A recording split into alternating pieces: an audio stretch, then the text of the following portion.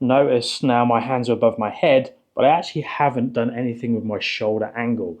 Now, when it comes to handstands, it's no denying it that it's really important to have good mobility. One, to be able to hold this position with efficiency, control, and not be forcing the body into a position that it doesn't want to get into. But also, if we want to go into skills like press handstands, slow, controlled entries that use more efficient pathways, we need to make sure that we have really good ranges of motion. And today I'm going to take you through my favorite three. Now, there's some really good ones, but these are the main ones that I keep coming back to. But there are a few key points that we need to be careful of depending on your body type.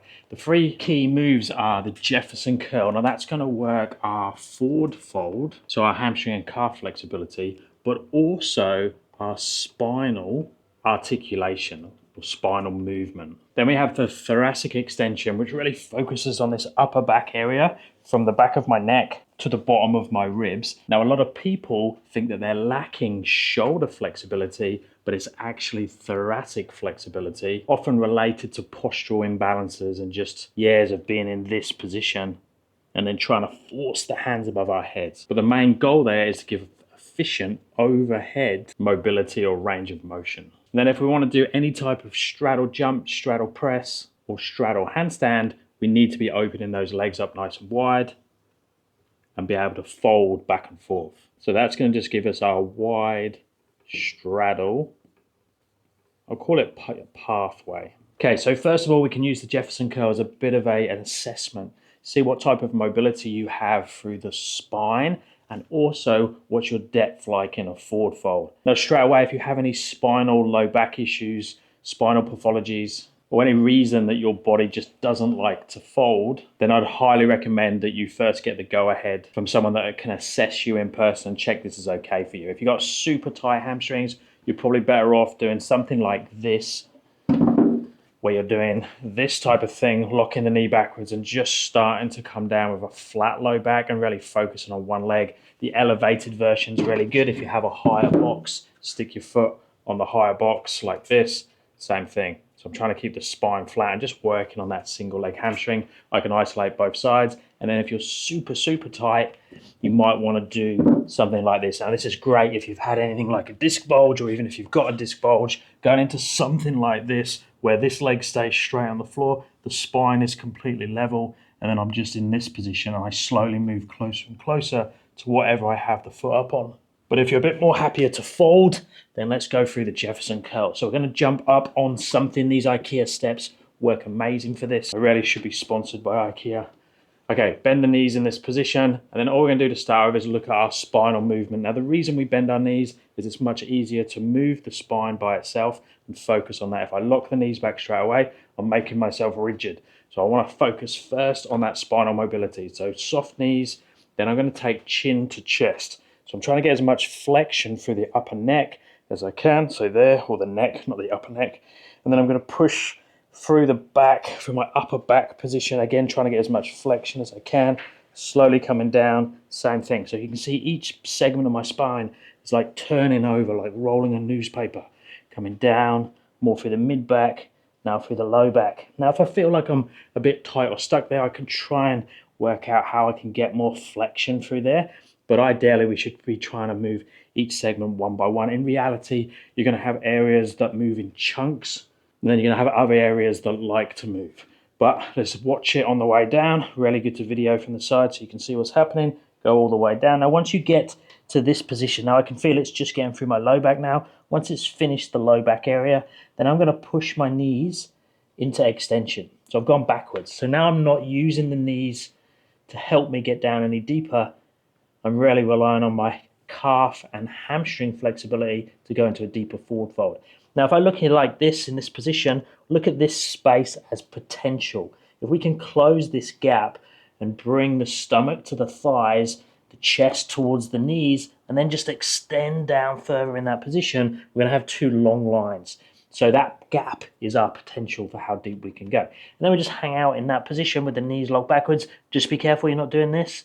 Make sure they're locked backwards. It might be a bit uncomfortable in the calves, but just hang there for a few seconds and then bend the knees and roll back up through the spine. So that's just a good assessment. That's my first one I've done this morning. And I know from doing it lots of times that I feel particularly tight in that position today, and I can do with doing a few more repetitions to open it up. So if we're using it as the exercise, that's all we're going to do is increase the repetitions. Nice and slow. Roll through the spine. Come back with the knees. Go as deep as we can in that position. Hold for a few seconds. Bend the knees, roll through the spine again.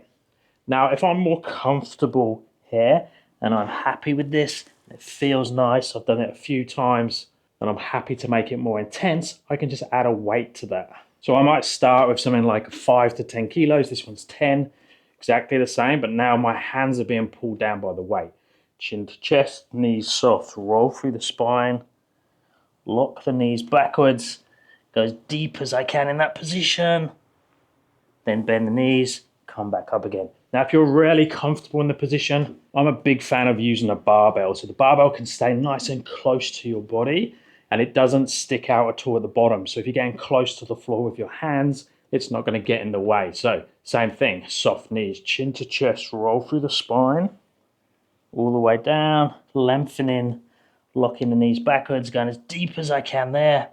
Super comfortable there. You could even add in a few bounces, but obviously this is going to make it way more intense. We need to make sure the body is happy with that.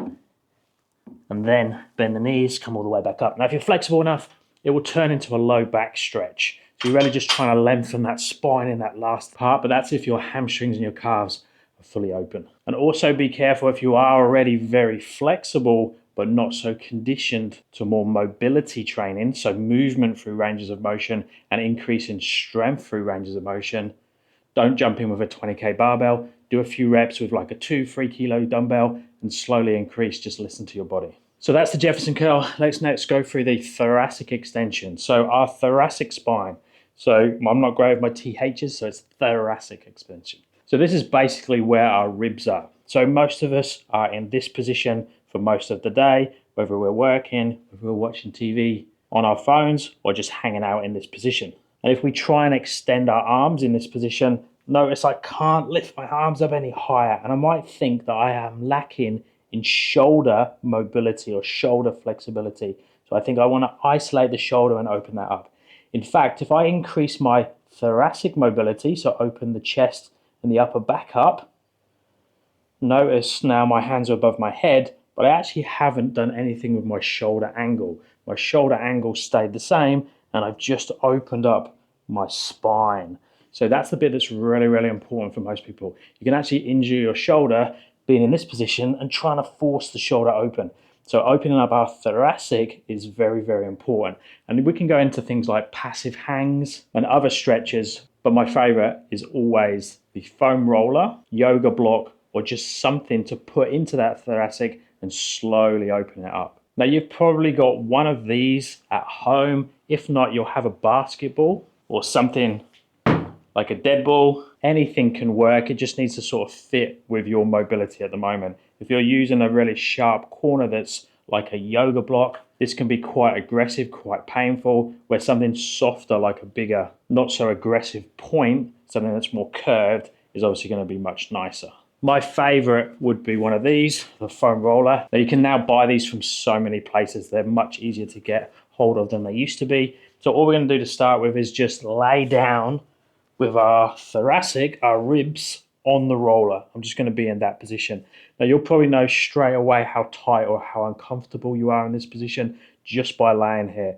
If you can talk, if you can breathe, you're in a good place. I know when I first started this, I was about 36, I think, when I first was introduced to a foam roller, and I laid on it. I went like this and I couldn't talk. It was so uncomfortable.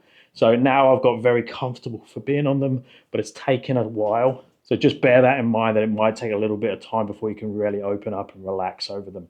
Okay, so now I've got mid ribs on top of it. So somewhere in the middle, roughly where my bra strap is, I'm gonna have my butt on the floor, and I've just got a neutral spine. I'm not arching through the low back, and I'm not tucking under massively. I've just got a neutral position. I just want to lock that in the low back.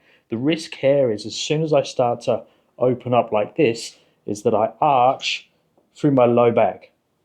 So my body starts to compensate. Or I do this and my neck starts to compensate. We want to just open up where our upper back is. So upper back just where the roller is, just open up as much as you can and then come back up again. So we're just doing extension and then flexion, seeing how that feels. And I can go at different positions of the spine, really focus on just where the ribs are, making sure not to extend through that low back or neck too much. You can go higher. There's a point there where it doesn't feel like it does that much. It'll just get neck extension. So sort of in the middle will give you your best bang for your buck. And then there, I would just roll up and down as well and see how that feels.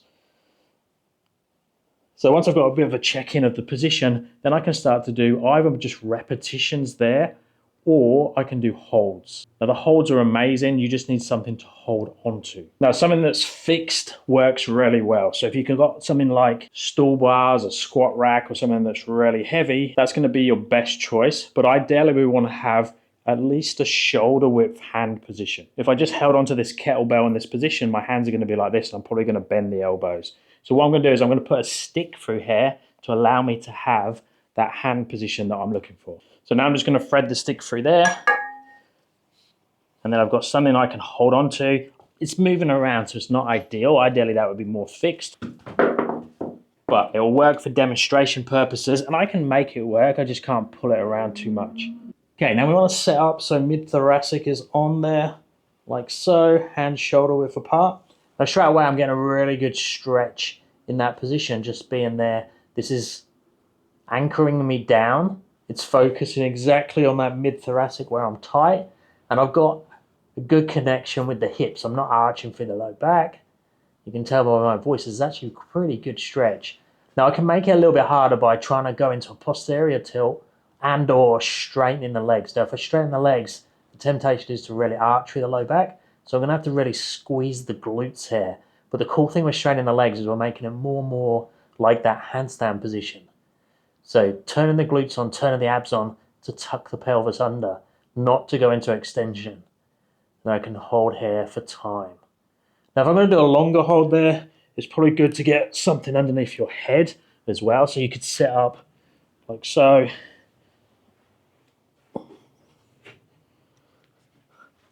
And go into something like that. Where's the bar? Into that position there. So I'd set up something like this if I was going to hold here for time. Now I can change the height of the foam roller, so I could put something underneath this, and that's going to make it harder. I could decrease this height by elevating this up. So raising this up is going to decrease the intensity. And like I said before, I can change what I'm using. So I could put a yoga block there instead. Now, obviously with the yoga block, you can't roll up and down. You just got that one position, so you have to fine tune it a little bit more. Or you could use something like the ball that I showed.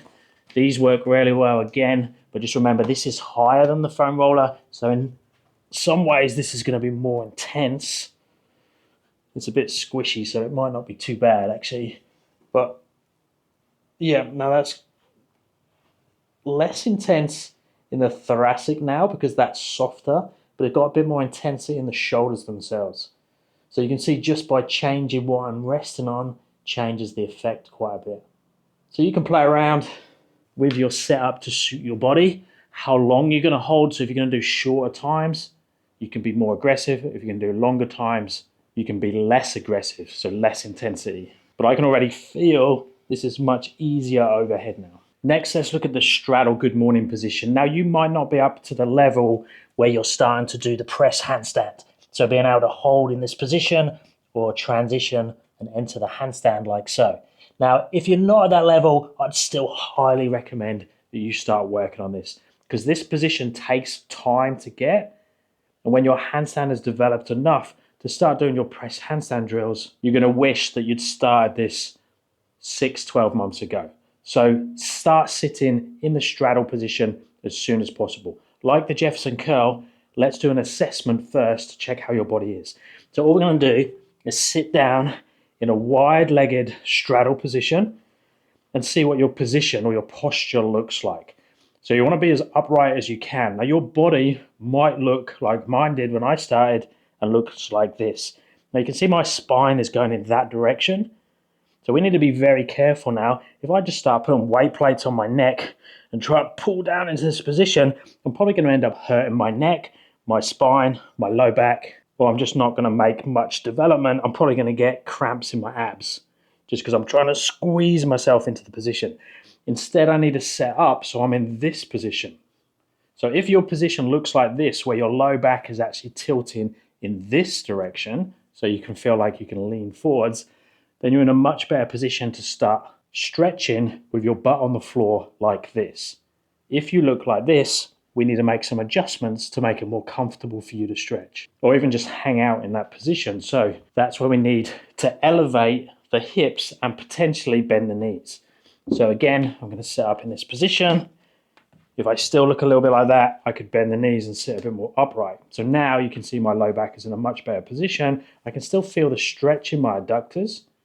And if I lean forwards, I can feel the stretch in the adductors plus a little bit in the hamstrings. But now this is a much better position to be in for time for my repetitions. So to go forwards and backwards, to turn and go to the sides. And my body's much happier there. And then as I progress, I just slowly come down closer and closer to the floor where I can still get into that nice low back position that looks like this and not like this. And then like any stretch, we could just do holds in the position, trying to lengthen as much as I can. So I'm not trying to take the head to the floor. I'm trying to come forwards as far as I can. So I could hold there for time. I could do the same if I go to the side. So now I'm trying to take chest towards the knee, head towards the toe, trying to length again. I can put rotation into that, so I can turn, take the shoulder towards the knee. If that's easy, I can take shoulder towards the floor. Exactly the same, obviously, on the other side. So I have rotation, like so. I have sideways movement, and I have forwards movement. And I've got, obviously, everything in between. So quite a few different options there, and I'd recommend that you mix it up. Not only the positions, but also the static hold with repetitions. If you're more conditioned, you can add weight to it, either in front of you, like so. So I've got a nice heavy plate now, but that doesn't actually mean that it's got 20 kilos on me. It means I've got 20 kilos leaning in this direction. That probably means I've got 5 kilos because most of the weight's into the floor. But that's a really nice one that just pulls me in that direction. So it really lengthens the spine. I can put some rotation in there as well. I could tie a band to something, again, that's pulling me in that direction. I could have a rope. I could try and pull myself again in that direction. Then if you're way more conditioned, you can put the weight on you. If you are going to put the weight on you, don't start with a 20 kilos. Start with a 5 kilo plate, something like a 10 kilo. Get reps, get sets, get time in that position before you go heavier. I know because I've done this for years that I'm comfortable to put a very heavy weight on my back and go up and down in that position for repetitions or do longer holds there. So that's the seated version. You could do exactly the same in a standing version. I'd highly recommend you do both. So upright position, my hips are fully open. This is a closed hip, this is open hip. So I want to be in that open hip position. Then I'm just going to try and come down, sticking the hips backwards as close as I can to the floor, and then back up again. I'm not using my legs. Don't pull on the legs in this position like so. You could do that, but when you're doing your repetitions, I would highly recommend that you don't pull on the legs. We want the hamstrings, we want the adductors, we want the butt, the glutes doing the work. So it's like a straight leg deadlift. Because when we do the press to handstand, that's what we need to happen, is the legs are extended or the hips are extended in that position. So getting them to do the work here themselves is really important.